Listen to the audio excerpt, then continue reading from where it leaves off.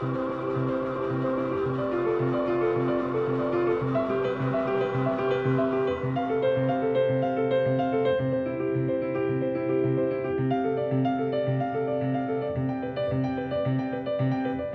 propriétés des choses, c'est le titre d'un des plus grands tableaux de l'exposition.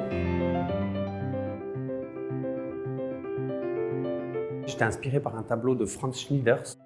Ce peintre se situe vraiment juste dans la période baroque, presque médiévale.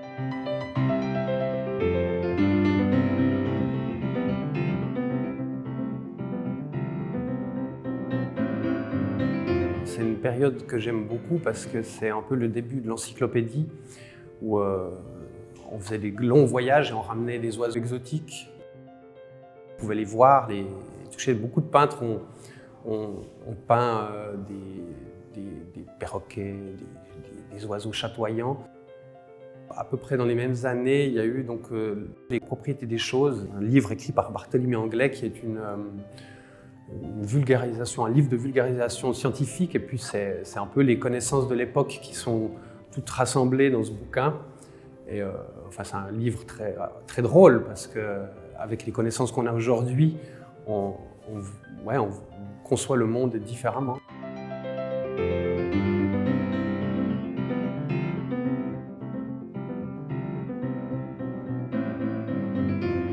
C'est une machine avec des rouleaux qui font tourner une toile de 17 mètres, un peu comme Sisyphe, quoi.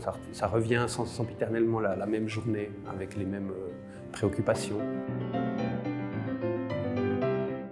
C'est vrai que quand je vois des oiseaux dans mon jardin, je me demande tout le temps quelle est leur relation au temps qui passe. Comment on ne peut pas s'empêcher de faire de l'anthropomorphisme.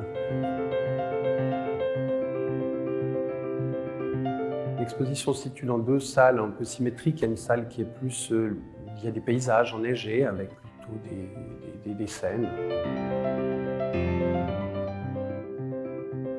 En effet, je peins très grand, mais j'aime bien faire toutes les choses à échelle. Enfin, j'aime bien une immersion totale.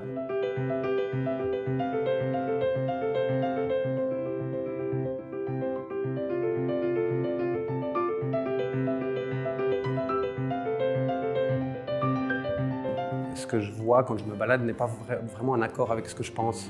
Et la peinture figurative me permet justement de créer ce petit décalage de pensée, justement. Si dans le paysage le cadre est un tout petit peu décalé ou une feuille d'arbre un tout petit peu différemment peinte qu'une autre, ça crée ce décalage.